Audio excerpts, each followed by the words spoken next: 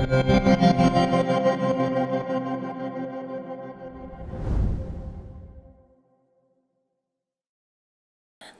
remercie le comité d'organisation, son président, professeur Schreiby, pour cette invitation qui permet d'être de retour parmi vous. Mais néanmoins, c'est une vacherie, parce qu'il m'a donné la mission impossible de remplacer Gilbert Habib, qui s'est désisté pour ce topo. Vous saurez tout. Donc vous avez vu à travers les présentations que la prothèse valvulaire, ce n'est pas un long fleuve tranquille. Ce n'est pas une guérison. On échange une maladie native contre une autre. Et c'est pour cette raison que la décision partagée avec le patient, en l'éclairant au maximum avec les données dont on dispose, nos connaissances, est fondamentale dans le traitement des maladies valvulaires et ce qui nous rend particulièrement humbles. On va commencer avec cette vignette clinique. Un homme de 61 ans, pour illustrer le topo, admis pour un choc septique avec des hémocultures positives à Staphylococcus aureus métisensible. Il a, on dit toujours, bénéficié d'un remplacement valvulaire aortique par bioprothèse il y a 3 mois pour une bicuspidie aortique, sténosante, une infection sternale post-opératoire limitée, un peu banalisée, et post-opératoire. Premier examen réalisé, échographie transthoracique, transœsophagien, pas de particularité. Les soucis commencent. Alors, l'endocardite sur prothèse, bien sûr, je ne suis pas microbiologiste, on se focalisera sur le diagnostic, notamment l'imagerie. On ne parlera pas de thérapeutique, en 15 minutes, c'est impossible. Et puis les dogmes d'aujourd'hui ne seront pas les dogmes de demain. La mortalité de l'endocardite, c'est toujours un drame, 40% à 5 ans, une mortalité hospitalière à 20%. Ça nécessite donc un diagnostic précoce et, si possible, pas d'antibiothérapie inappropriée. Et, comme vous l'avez appris dans le premier topo, le nombre de prothèses augmente de façon vertigineuse, et notamment avec l'essor des implantations percutanées. L'endocardite sur prothèse, c'est environ 20% des patients, avec une incidence annuelle de 0,2 à 1% par patient, et la mortalité hospitalière est encore pire que sur les maladies valvulaires natives, c'est jusqu'à 40% selon les séries.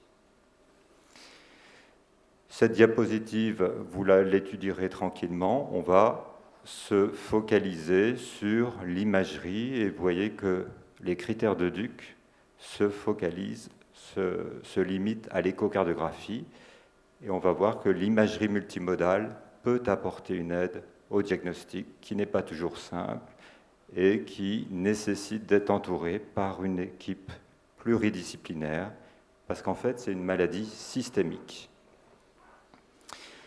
Premier examen, notre stéthoscope, c'est l'échographie cardiaque, transthoracique et transœsophagienne, dès qu'il y a un doute, mais néanmoins, ça reste non diagnostique dans environ 30% des cas.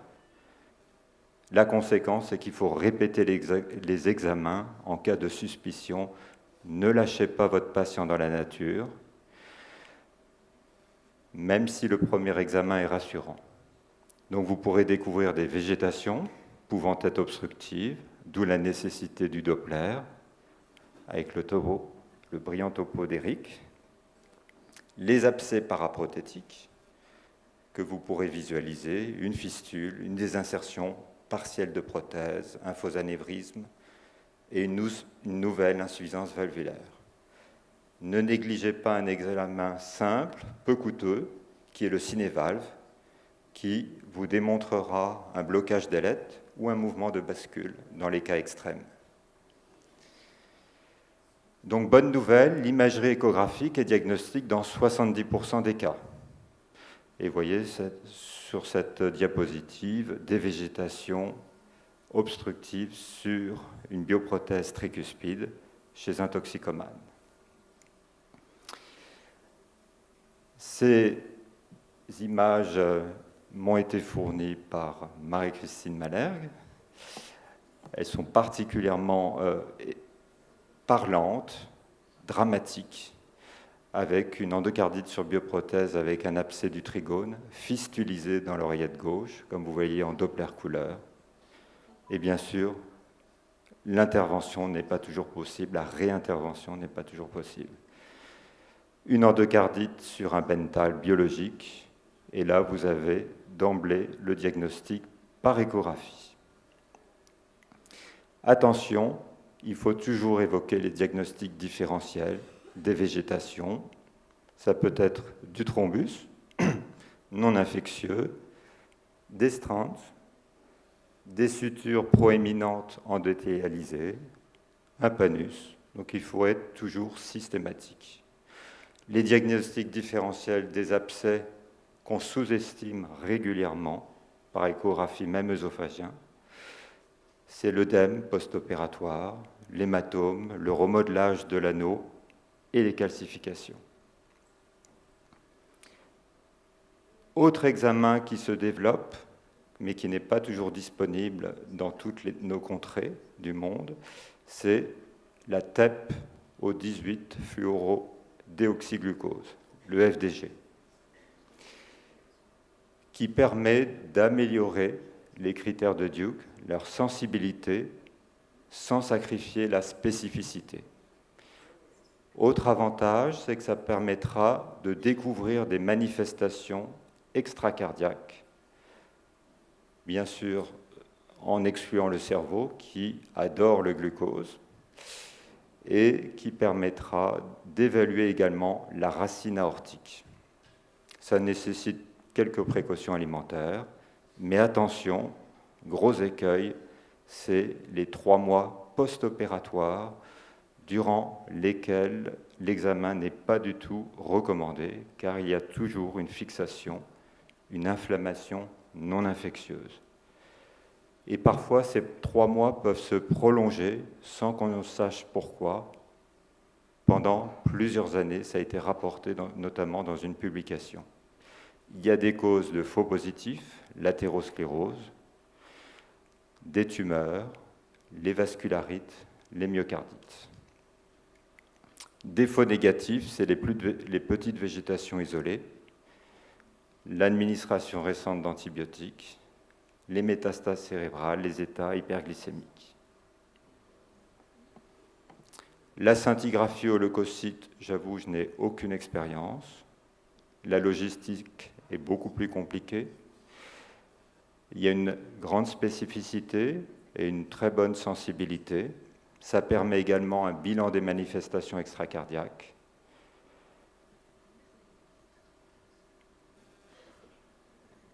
Autre examen dont vous pouvez disposer, c'est l'angioscanner cardiaque synchronisé sur l'électrocardiogramme. Quelques limites, c'est le risque de néphropathie de contraste, la problématique de l'irradiation. Des difficultés néanmoins diagnostiques avec les petites végétations mobiles, l'épaississement post-opératoire qui peut être normal, et donc l'interprétation, comme pour tous les examens, nécessite une expertise locale. Néanmoins, c'est d'une grande aide, parfois dans les cas douteux, avec une évaluation tridimensionnelle des prothèses, d'évaluer la déhiscence, les abcès paraprothétiques, les rapports anatomiques avec le myocarde, les coronaires, le péricarde et les autres vaisseaux, notamment l'artère pulmonaire. Vous voyez sur cette diapositive issue d'une publication, une bioprothèse avec une large végétation, un abcès qui fuse le long également de la chambre de chasse du ventricule droit, un anévrisme mycotique, L'endocardite sur prothèse mécanique pulmonaire qui est particulièrement difficile d'accès par échographie, le scanner peut vous apporter une grande aide lorsqu'il est disponible, évidemment.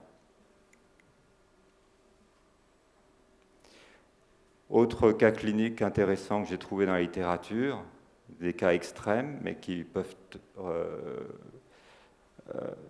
éclairer, prothèse mécanique aortique, patient fébrile, hémoculture positive, échographie œsophagien normale, premier scanner normal, et d'emblée, le PET scan au FDG montre une fixation périprothétique.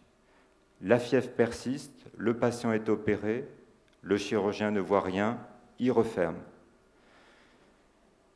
J8, contrôle scanner, anévrisme mycotique, l'abcès est enfin visualisé par échographie œsophagienne, nouvelle sternotomie, mettant en évidence l'infection périprothétique. Vous voyez que ce n'est pas un long fleuve tranquille. Cette diapositive vous illustre l'algorithme qui est proposé par la Société européenne de cardiologie, et donc l'imagerie multimodale est à utiliser, si possible, dans les cas où vous avez une probabilité persistante du diagnostic. Si évidemment les images sont d'emblée évocatrices, vous pouvez vous passer heureusement de cette imagerie coûteuse et parfois inutile.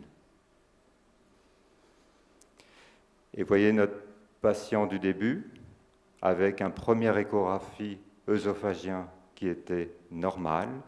D'emblée, à J4, il y avait une fixation au TEP scan. À J7, les images apparaissent, évidentes, par échographie œsophagien, et le patient est opéré avec un remplacement de la valve aortique et de la racine aortique. Je vous remercie pour votre attention.